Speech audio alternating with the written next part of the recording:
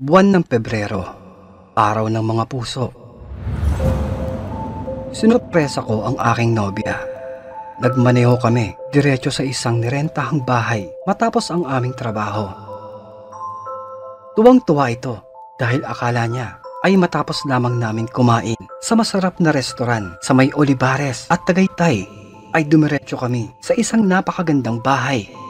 Labis pa nga itong napahanga nang dahil sa aking pagiging romantiko. Pinaghandaan ko po kasi talaga ang lahat para sa araw na ito. Mula sa pagdating namin dito ay may mga nakasabog na talulot ng mga rosas patungo sa may loob ng kwarto. May mamahaling alak, nakasinding kandila sa tabi ng swimming pool at mga masarap na pagkain. Dahil nais ko talagang maging kakaiba ito at hindi makalilimutan. Pero ang romantikong paghahanda pala ay talagang hindi namin makalilimutan dahil nabalutan ito ng kwentong kababalaghan. Sapagkat pagkarating namin ay sinulit namin ang aming pagparito. Siyempre, dahil kami noon ay mga sariwa at bata pa, asahan na ang mga hindi inaasahang gawain na tulad ng mga taong nagmamahalan ay amin itong pinagsaluhan.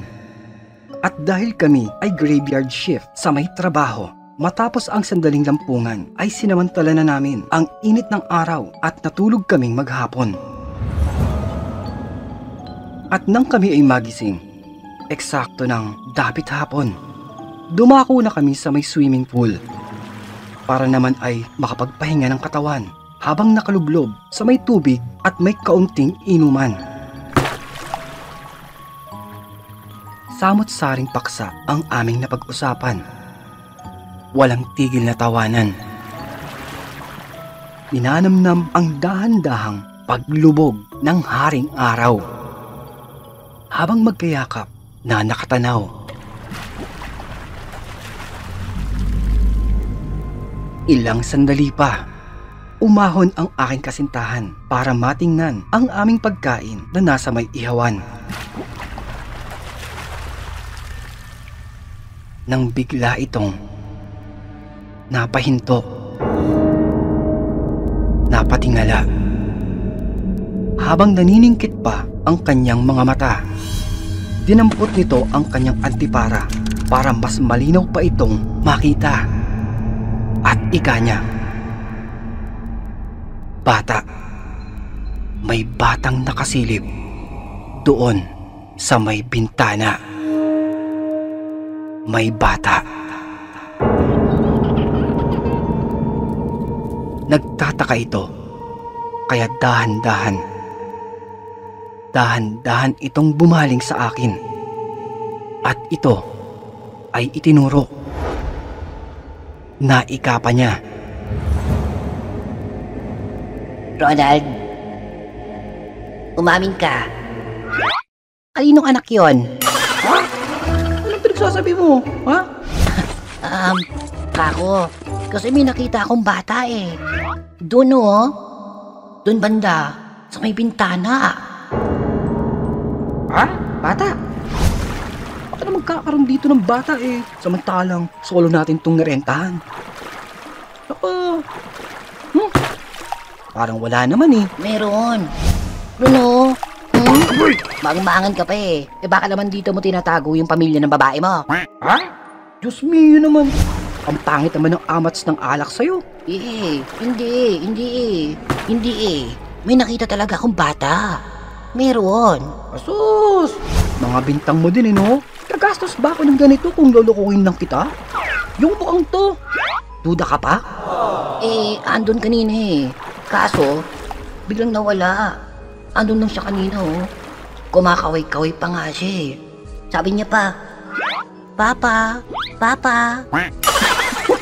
Sus! Wala naman. Tama na nga yan. Ito, parang binibiro lang eh. Apakapatola. Pero, totoo yung sinasabi ko, no? Sus! Totoo. Tama na nga yan.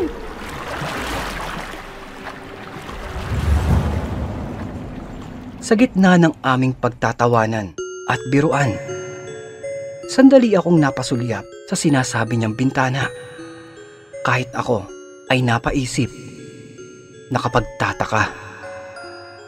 Sapagkat malinaw naman sa aking nakausap ay eksklusibo at pribadong okupado namin na nirentahan ang buong bahay na ito para ay makapagsulo.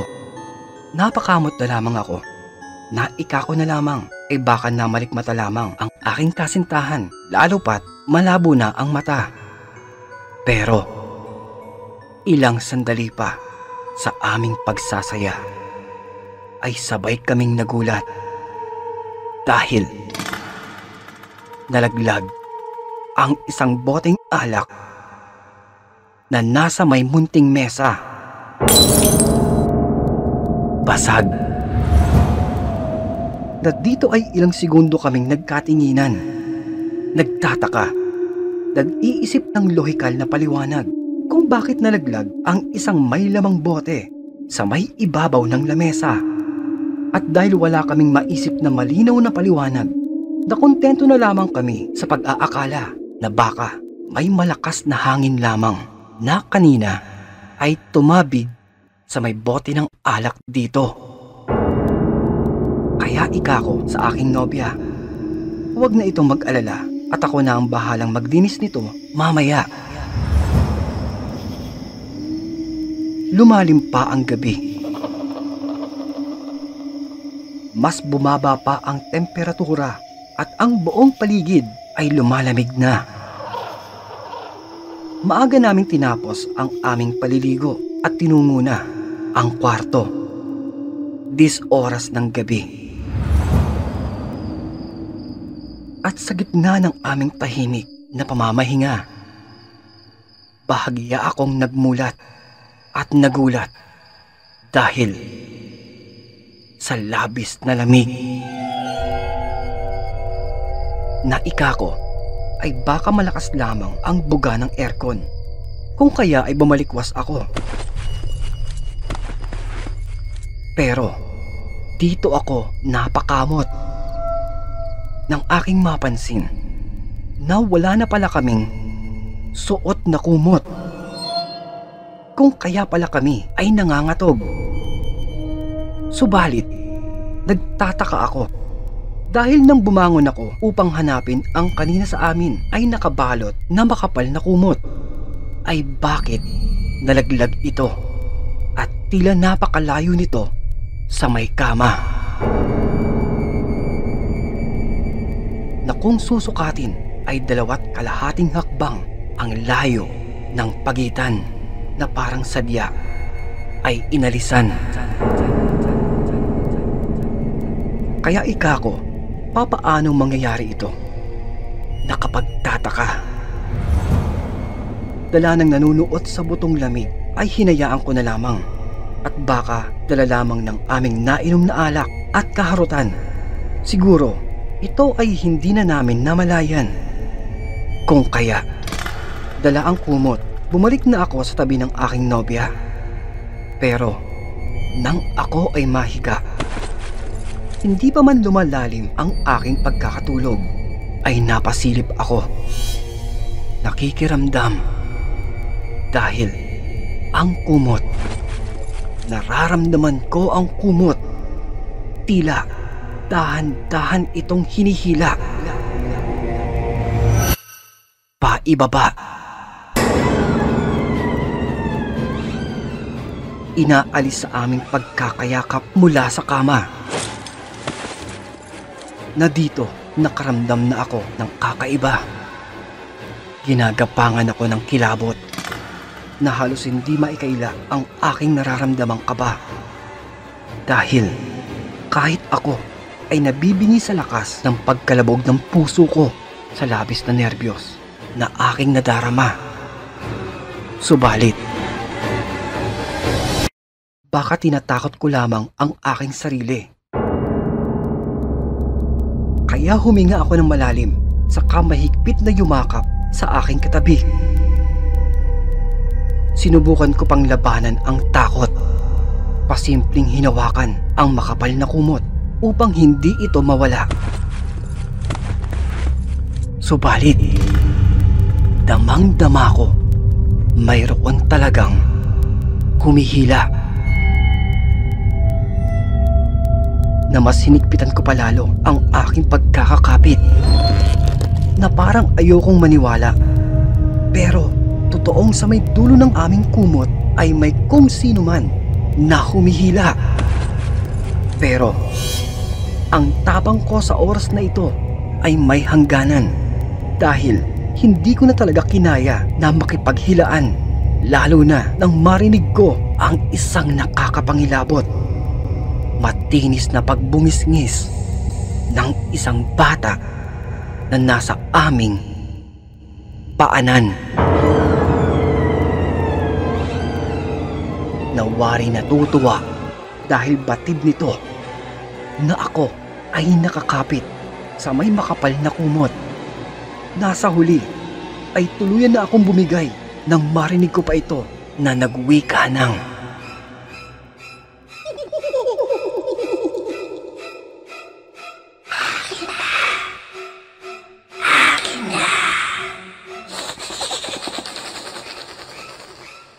Bumitaw ka na!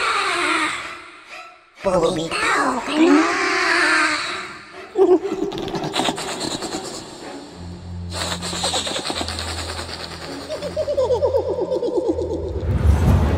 na parang sasabog na ang aking ulo sa hindi maipaliwanag na pangingilabot. Dahil sa tanang buhay ko ay ngayon lamang ako nakadama ng ganitong lagpas leeg na kilabot, na hindi ako maaaring magkamali. Hindi lamang ito isang malikmata, kathang isip, o isang guni-guni. Dahil nang silipin ko ang ibaba ng aming kama, ay nakita ko ang isang bata. Isang bata na may maitim na muka, matang namumula. At sa akin, ito ay nakatawa.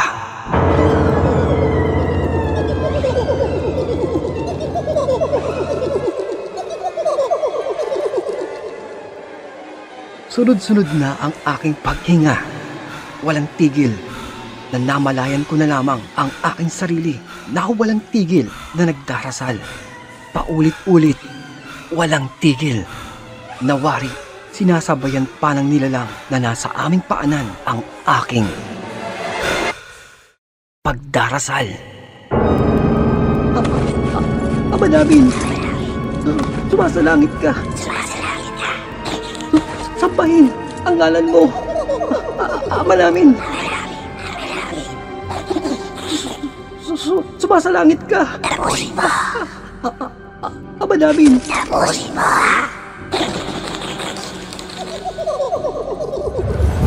Na dito ay ipinaubaya ko na ang lahat sa Diyos. Hindi ko na alam kung tama pa ba ang panalangin aking inuusal, dahil tila unti-unti nang namamanhid ang buo kong katawan at tuluyang nauutal. Kung kaya, mariin ko na lamang ipinikit ang aking mga mata sa kabumitaw para magpaubaya. Tapusin mo. Tapusin mo.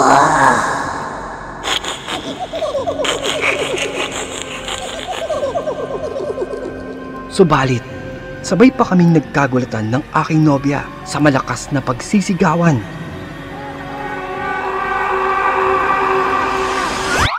Sino ka? Sino ka? Aray ko, gago to ah. Shota mo ko.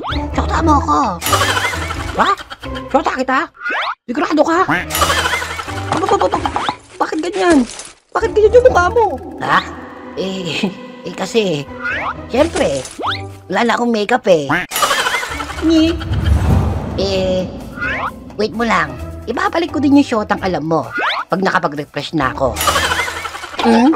Makasigaw naman to. Aray ko, makasigaw ka ha? Bakit? Kala mo Diyosa no? Ha? Diyosa? Hindi. At sino naman, Aber? Kala ko. Chewin ko eh. Agoy! Irauling to ha. Pero lang! O tapos mo ko lapirot-lapirutin at lamutakin. Tapos sasabihin mo, kamukha ko yung chewin mo? Aray! Ito naman eh. Pinibiro ka lang eh. Ano breakfast natin? Ha? Breakfast? Ito. Kamao ng tuhin mo. Gusto mo almusalin mo? Raulong to? Uy! Diyan ka na nga. Teka! Sandali lamang nagulat ang aking nobya dahil sa napakalakas na sigaw ko at nagtataka din. Bakit nga ba ako takot na takot? Samantalang may araw na. Pero para daw akong nakakita ng multo. Dito ay napatahimik na lamang ako. Hindi ko na nagawa pa sa kanyang ikwento ang naganap kagabi. Pero hindi ako maaaring magkamali. Hindi ito isang panaginip lamang o isang bangungot, kundi isang totoong karanasang nakakapangilabot. Matapos nito, nag-impake na kami. Nagmamadali at wala ng plano pang magtagal sa bahay na ito. Gumawa na lamang ako ng palusot para hindi na dito manatili at inalok ang aking nobya na sa ibang lugar ituloy ang aming naudlot na sandali. At kung inyo pong nagustuhan ng ating naitampok na kwento ay isang napakalaking bagay po ang pagpindot ng like, pag-iiwan ng positibong mensahe at idamay mo na din ang ating subscribe button para hindi mahuli sa biglang pagsusulputan ng ating mga balakabuting mga kwento. At kung may pagkakataon na maibigan mo itong maibahagi ay pinutin lamang ang ating share button. Isang maliit na abala lamang, ngunit tatanawin ko po itong napakalaking bagay, mainit na pagmamahal at inyong taos-pusong pagsuporta para sa ating mas mahaba pang kulitan dito po sa ating napakagulong tambayan. At kung nabitin ka pa, ay silipin lamang ang ating mga kwento at playlist na matatagpuan sa kaloob-loobang detalye ng ating maliit na channel. Yun lamang po, maraming salamat at magpapasalamat pa pong muli. This is your one and only Colas, your original daily dose of Tagalog horror good vibes na nagsasabing, stay safe and fresh everyone, and always stay awesome. Peace out!